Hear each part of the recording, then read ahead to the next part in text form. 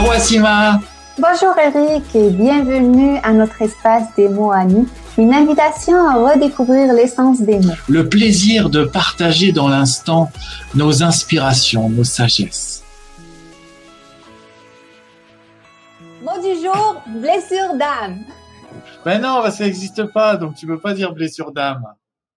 Pourquoi ça n'existe pas? Parce que une âme, par définition, c'est y a aucune dualité dans l'âme. Il n'y a pas de bien, il n'y a pas de mal. Elle peut pas se blesser. C'est juste une vue de l'esprit. En fait, on confond parce que l'humain, il confond l'humain avec l'âme. Mais non, il y a l'humain, il y a le maître, il y a le je suis. Le je suis, c'est l'âme. Et c'est parfait. Donc, une âme, ça peut pas se blesser. Réparer une âme. Moi, je vous souhaite bon courage, quoi. Non, elle n'a pas besoin d'être réparée. L'humain, oui. L'humain, il a fait les expériences, il a culpabilisé, il a tout porté sur son dos, puis il s'est accusé, puis il a dit c'est pas bien ce que j'ai fait, et il traverse les âges avec ça sur son dos. Puis il se rajoute une couche à chaque vie, ou 2 ou 3 ou 10. Et voilà, c'est lui qui est blessé, qui est moribond, qui ose plus rien faire, c'est l'humain. Et au travers de son mental, qui lui est une formidable mémoire incroyable, mais l'âme, elle regarde ça de très très haut. L'âme, le travail de l'âme, c'est simple, c'est de distiller les expériences humaines en sagesse, humaine ou autre, mais là ici on parle des humains. Donc distiller les expériences humaines en sagesse. Il n'y a aucune blessure là-dedans.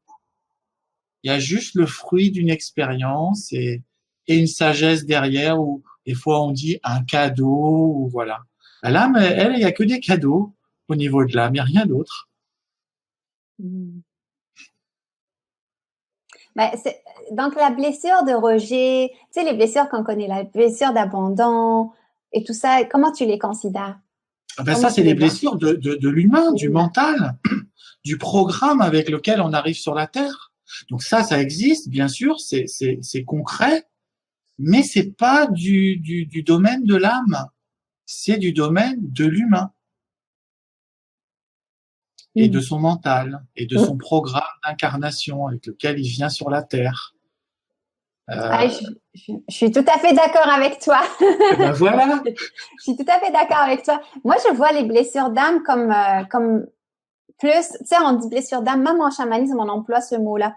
Mais comme tu le dis bien, l'âme, elle n'a pas de blessure. C'est surtout des mémoires qu'on trimballe avec soi, tu sais. Tu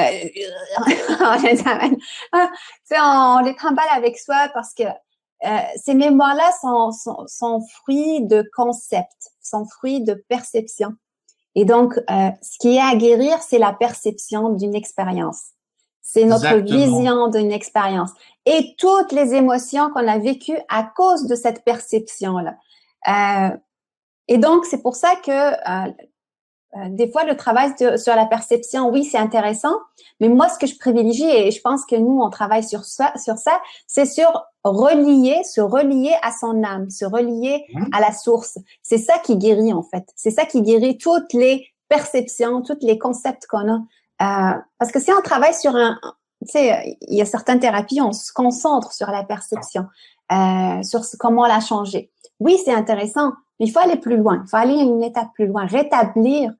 Et j'aime beaucoup le mot rétablir, parce que rétablir, c'est se remémorer. Le lien est toujours là avec son âme. C'est juste se rappeler.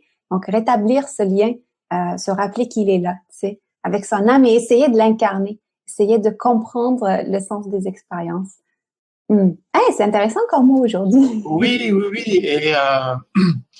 Et d'ailleurs, on me voit pas là pendant tout le début parce que juste pour vous montrer aussi qu'on fait tout ça en direct et qu'il n'y a aucune tricherie. Et j'ai oublié donc de mettre mon image sur la vidéo. Donc, on voit que Wassima pendant que je parle, et ça n'a aucune importance. Elle est très belle, particulièrement aujourd'hui, donc formidable. Oui, c'est ça.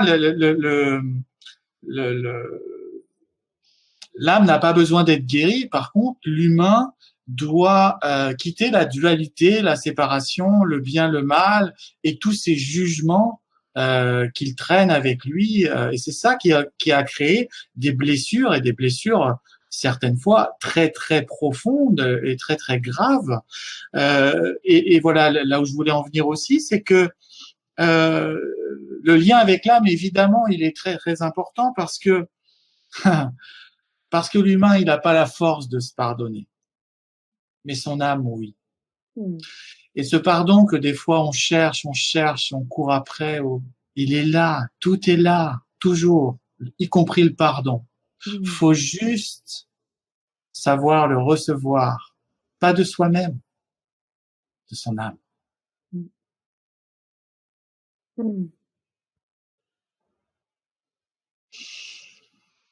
Ça me fait rappeler quand on a parlé du drame et le fait qu'on se définisse par blessure, ça j'en ai parlé dans le programme pour hypersensibles. Des fois, quand on se définit par les blessures, j'ai la blessure d'abandon, j'ai la blessure de rejet, etc. C'est comme si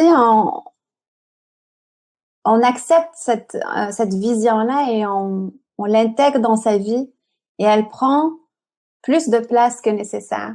Ouais, c'est comme si on recrée une sorte de drame dans sa vie, où on a besoin de revivre le rejet continuellement pour se prouver qu'on a cette blessure-là en quelque sorte.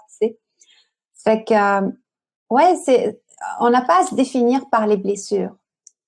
C'est juste se définir par son âme, par ses qualités. On peut pas se définir par les expériences qu'on vit. Tu sais, toi, quand quelqu'un travaille à un endroit, tu sais, j'en ai parlé déjà avant, tu sais, comme je suis médecin, je suis tel, tu sais, tu peux pas te définir par un métier. C'est tellement réducteur, c'est tellement réducteur, tu sais, fait que se définir par les blessures d'âme, c'est en quelque sorte négliger ou oublier sa grandeur d'âme, en quelque sorte. C'est oublier que son âme est la pureté inéluctable, indélébile, immortelle. L'âme, c'est ça. Et c'est tout. Et c'est tout.